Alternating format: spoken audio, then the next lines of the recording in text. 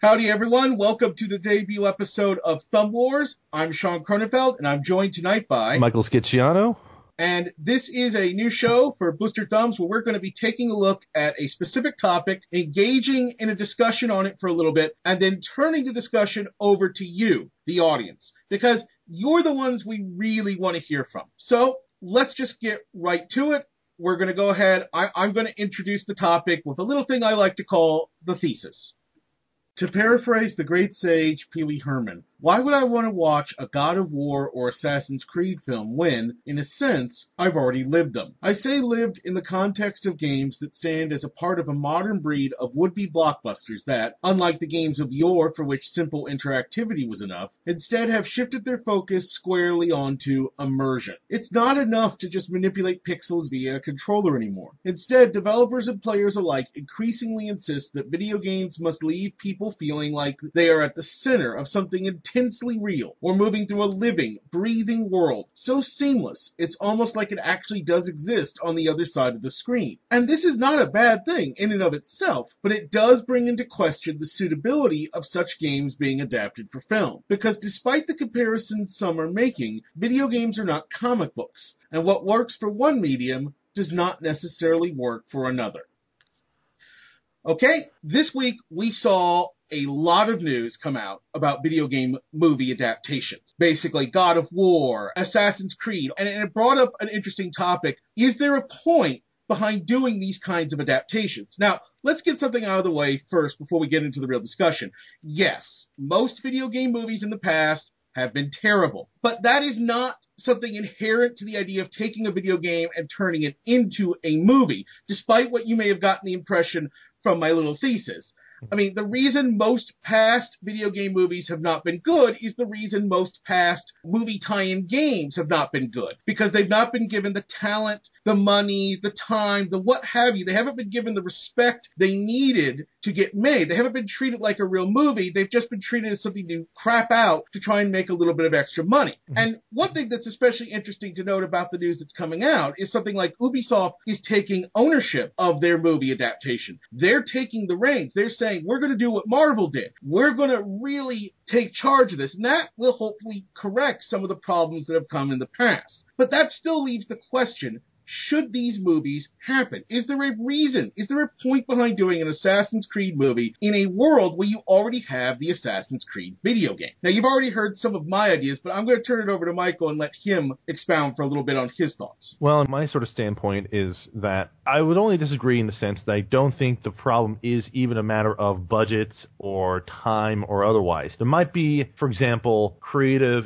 shackling by someone in the production process, which is really the case a lot of times when it comes to game adaptations, because you have not only limited time, but also pretty rough handling of management control and stuff. So that's one of the areas. When it comes to going from a game into a movie, I think it's kind of contingent on a few key factors. First and foremost, the type of narrative that the game is using in general and the type of setting it is using and how it sets up and delivers its lore. Those are all things that can act as sources for a movie itself. So, for example, Assassin's Creed, you have the myriad of different types of games out there they have, and then a lot of other mixed medium, because there is a large-scale lore in the world of Assassin's Creed. You have the real world versus past sort of duality that goes on. You have essentially this whole heavily layered conspiracy stuff going on, and you have a situation where even if you're doing a relatively close adaptation of one of the games, you could present some other ways of reinterpreting that world and that environment. And that's a really good point, because to me, my worry is this. If you're going to do an adaptation of something, and I don't care if it's a game to a movie, if it's a movie to a book, if it's a TV show to a comic, whatever it is, to me, beyond just, I mean, yes, there's the financial reasons, you're doing it to make money, but beyond that, if you want to do a good job, what you have to do is you have to bring something new. You have to bring something fresh. You have to be able to tell the story in a way that it allows it to be different than what's come before. Otherwise, you encounter redundancy. A great example of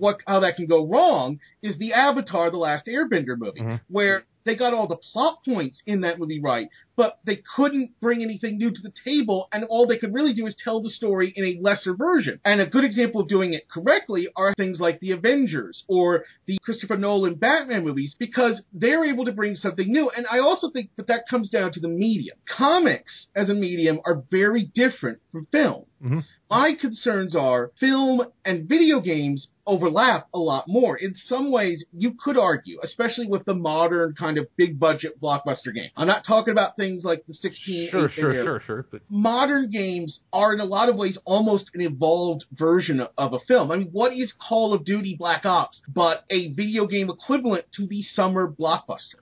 Sure. I would not necessarily refer to it as an evolution. I would refer to it as an attempt to recapture the narrative style of Hollywood, because in many ways, I don't think that the cutscenes and the production of cutscenes and stuff in games match the production quality of a well-made film, even a well-made schlocky summer blockbuster. And that's one of those things where it's like, there's been this large contention in the game industry, especially from audio production and other realms, about this drive to make games more cinematic and to be more movie-like. And as a result, there are definitely some games where the narrative style is really set up to be just like certain types of movies. One example that I think you would probably agree with on this would be like the Uncharted franchise by Naughty Dog. We were talking a little bit before this show. In my opinion, Uncharted, more so than maybe any other series of games out there, bridge the line between, cross the line between movie and game. To me, they're the best example I can give of something that takes the best aspects of a game and the best aspects of a movie and combines them into something. And I think that's one of the reasons that series has become so popular and has become so memorable, because it's not just that it looks cinematic, it's that it plays cinematic. It's easy enough to do a cinematic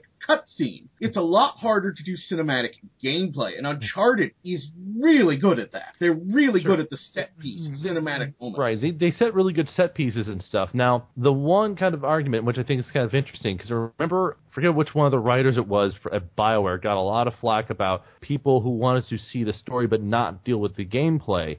And that's one of those arguments where doing even a relatively faithful adaptation of a game like the Uncharted stuff to film could have some level of success, except for one small reason. From a narrative standpoint, the one thing I kind of emphasize as a difference point is whether something has what I would call a player-centric story or a player-centric environment, especially with choices from the player, and a character-centric story. If there's a character with a setting and a lore behind it, you can get away with doing a movie about that more easily than if it's a player with an avatar-ish sort of entity making choices. Yes. I don't know why BioWare would even try and do a Mass Effect movie. Sure, exactly. It's one of the things where it could be done, but if anything, it would almost be more appropriate to do a side story. At which point, why would you be making a Mass Effect movie anyways, in that case? That's also part of my larger potential problem. I'm not saying you can't make a good Assassin's Creed movie. I'm not saying you can't make a good God of War movie. I worry, leaving aside financial, because you could make an okay movie that doesn't really satisfy gamers but still makes a ton of money. To me, the bigger worry is what can you bring that's different? For instance, I've never been quiet about my feelings on Kratos as a fairly bland, uninteresting, boring character. And if nothing else, a movie might be able to give a director who mixes action and character well, like,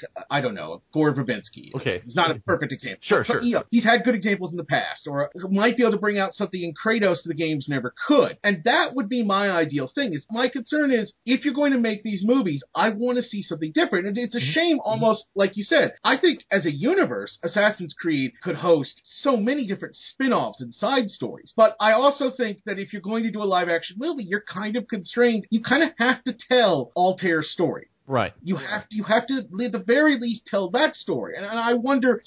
And I don't have a definite answer. That's not the point. I wonder, is that going to hurt, even with all the goodwill in the world, is that going to hurt a movie adaptation? Which brings me to a sort of a question, though. Is there any sort of game IP, not even like the particular title, but game IP that you think would adapt well into a film? Oh, absolutely. I think IPs that are still, and I know this is going to sound weird considering there's a really bad example of how badly it went, but okay, something like Mario or Sonic, because Okay, yes, Mario movie was terrible, but that was because of the filmmakers, not because of the idea. And you've had successful Sonic TV shows. You've had successful Mario TV shows. And there's a reason for that, because those are properties that are not inherently story-driven, and those are also properties that by their nature are very flexible. You can take Sonic and Mario and you can pop them down into a lot of different scenarios. That's how the Mario RPGs work, because the Mushroom Kingdom in Paper Mario is completely different from the Mushroom Kingdom in the Mario and Luigi series, which is completely different. You see what I'm saying? Mm-hmm. Mario as a character, because he's such a blank slate, he's a blank slate in an interesting universe, but it's still a flexible, interesting universe. An IP like that, you could definitely do an adaptation, but something along the lines of God of War, which is very...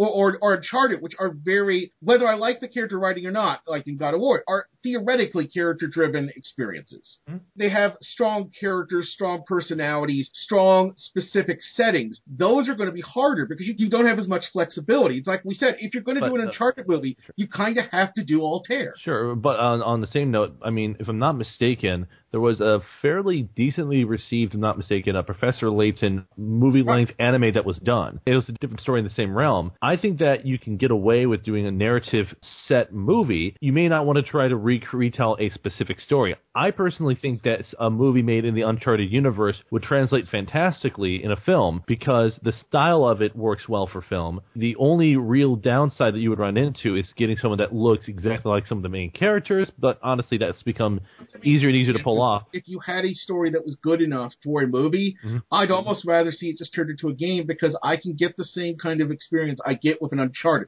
And this is specifically to Uncharted, okay? This is not true for necessarily other properties. Uncharted, to me, already gives me a lot of that feel. So, yeah, that's the discussion. Like I said, we're not trying to come to any definite answers, but we have come to an ending for now, at least. I want to thank Michael. I want to thank you for joining me tonight. And I want to encourage everybody to continue the discussion in the comment section below. I'm definitely going to be there. I'm definitely going to be open to continued discussion, continued polite, thoughtful discussion. And I wouldn't be surprised, Michael, if you were as well. We'll see what happens in there. But again, this is a very interesting topic because I'm really interested in mostly seeing from people what franchises they would see as successful movie adaptations and which ones possibly they would consider less likely to be successful or otherwise. But I think there's definitely a lot of ways that this could go. So we'll see what happens. Yep. Yeah, we will. All right. This is Sean Cronenfeld with Thumb Wars for Blistered Thumbs. Let's have a good discussion, people. All right, see you later.